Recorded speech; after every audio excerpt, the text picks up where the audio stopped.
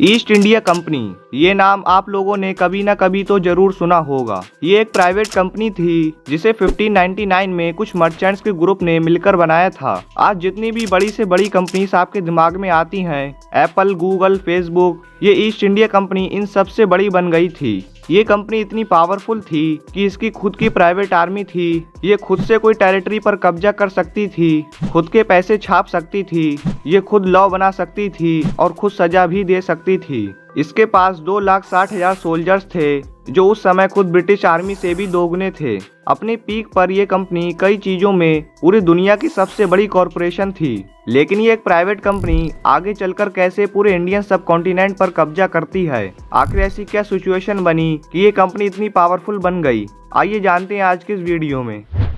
हमारी कहानी की शुरुआत होती है दोस्तों साल 1599 में, जब स्पाइस यानी मसाले बहुत ही हाई वैल्यू कमोडिटी होते थे। जैसे ये जो ब्लैक पेपर था, इसे मर्चेंट्स ब्लैक गोल्ड कहते थे। इसे गोल्ड से कंपेयर किया जाता था और उस समय स्पाइस ट्रेड पर डच का ज्यादा कंट्रोल था और उस समय दुनिया के ज्यादातर हिस्सों में ये डच ही स्पाइसेस को सप्लाई करते थे और स्पाइस ट्रेड पर एक तरह से इनकी मोनोपोली थी। फिर 1599 में कुछ ब्रिटिश मर्चेंट्स और एक्सप्लोरर्स साथ आते हैं और एक कंपनी बनाते हैं। इस कंपनी को मसालों का व्यापार करने के लिए बनाया जाता है। ये एक ज्वाइंट स्टॉक कंपनी होती है, यानी इसको शेयर होल्डर्स के द्वारा ओन किया जाता है। शुरुआत में इसके सिर्फ 125 शेयर होल्डर्स थे और टोटल में ये लगभग 70,000 पाउंड रेस करते हैं एज अ कैपिटल। स्पेसिफिकली इस कंपनी को इसलिए बनाया जाता है ताकि इंग्लैंड भी ईस्ट इंडियन स्पाइस ट्रेड में पार्टिसिपेट कर सके। अब इस कंपनी को ईस्ट इंडीज में स्पाइस ट्रेड करना था, इसलिए आगे चल के इस कंपनी का नाम ईस्ट इंडिया कंपनी पड़ जाता है। अब कंपनी तो ये लोग बना लेते हैं,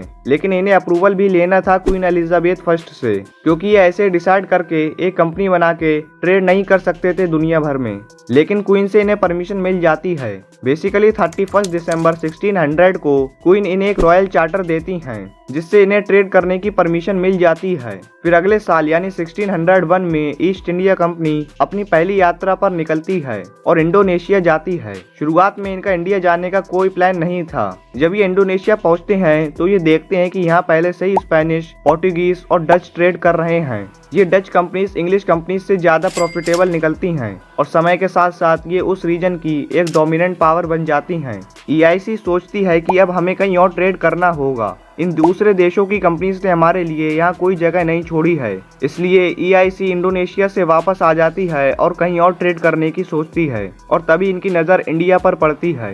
इंडिया में भी उस समय काफ़ी स्पाइसेस थे, इसलिए 1908 में EIC इंडिया पहुँचती है और लैंड करती है सूरत शहर पर। अगर उस समय की इंडिया की स्थिति की बात की जाए तो उस समय इंडिया पर मुगल्स का राज चल रहा था। मुगल्स उस समय अपने पीक पर थे। इंडिया के मैक्सिमम पार्ट पर मुगल्स का कंट्रोल था। ब्रिटिश समझ जाते हैं कि मुगल्स काफी स्ट्रॉन्ग हैं और इनसे लड़ने का कोई फायदा नहीं है, बल्कि इनसे दोस्ती करके, इनसे बातचीत करके ही यहाँ ट्रेड किया जा सकता है। इसलिए शिप के जो कैप्टन थे विलियम हॉकिंस, वो सूरत से सीधा आगरा जाते हैं। आगरा उस समय मुगलों की कैपिटल थी और यहीं पर मुगल एम्परर बैठते थे। उस समय मुगल एम्परर थे जहांगीर, इसलिए हॉकिंस जहांगीर से बात करते हैं और इनसे सूरत में अपनी फैक्ट्री स्टैब्लिश करने और ट्रेड करने के लिए परमिशन मांगते हैं। लेकिन जहांगीर इन्हें परमिशन देने से मना कर देते हैं। इसके पीछे का रीजन साफ था। उस समय सूरत के एरिया में पोर्टुगीज पहले से ट्रेड कर रहे थे और इनका मुगल से अच्छा रिलेशन था, तो जहांगीर के पास कोई रीजन नहीं था यहाँ पोर्टुगीज के कॉम्पिटिटर को जगह देने का, इसलिए वो हॉकिंस से मना कर देते हैं। लेकिन ईस्ट इंडिया कंपनी के लोग हार नहीं मानते हैं। ये सोचते हैं कि अगर सूरत नहीं तो इंडिया की कोई और जगह ही सही, और इसलिए ये दूसरी जगह जाते हैं और कुछ लोकल राजा महाराजाओं से बात करने की कोशिश करते हैं और फाइनली 1911 में इनकी कोशिश कामयाब हो जाती है। इन्हें आंध्र कोस्ट के मासूलीपट्टनम में एक फैक्ट्री स्टैब्लिश करने की परमिशन मिल जाती है और फिर इस तरह ईस्ट इंडिया कंपनी अपना ट्रेड भी शुरू कर देती है। फिर काफी समय तक ट्रेड करने के बाद EIC English king James I से रिक्वेस्ट करती है कि इस बार वो अपनी तरफ से एक रॉयल रिप्रेजेंटेटिव भेजें मुगल एम्परर को मिलने के लिए। अगर वो कोशिश करेंगे तो हो सकता है कि मुगल एम्परर मान जाए।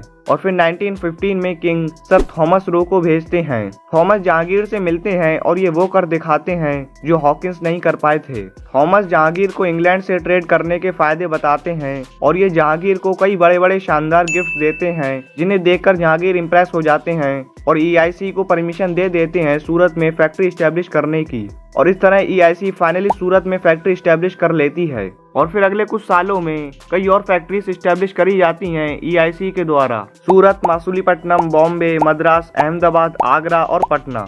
1647 तक कंपनी के 23 फैक्ट्रीज और सेटलमेंट्स होते हैं इंडिया में।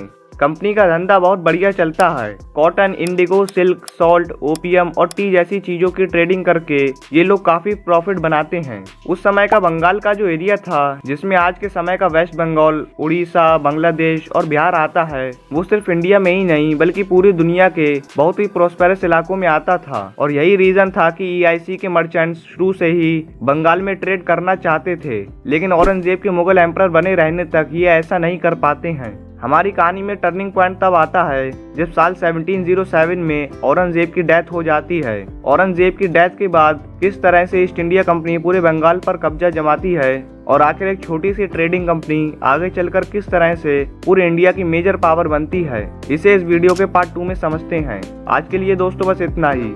अगर आपको ये वीडियो इन्फॉर्मेटिव लगी हो तो वीडियो को लाइक जरूर करें और अगर आप चैनल पर नए हो तो चैनल को सब्सक्राइब जरूर कर लें। तो मिलते हैं अगली इन्फॉर्मेटिव वीडियो में।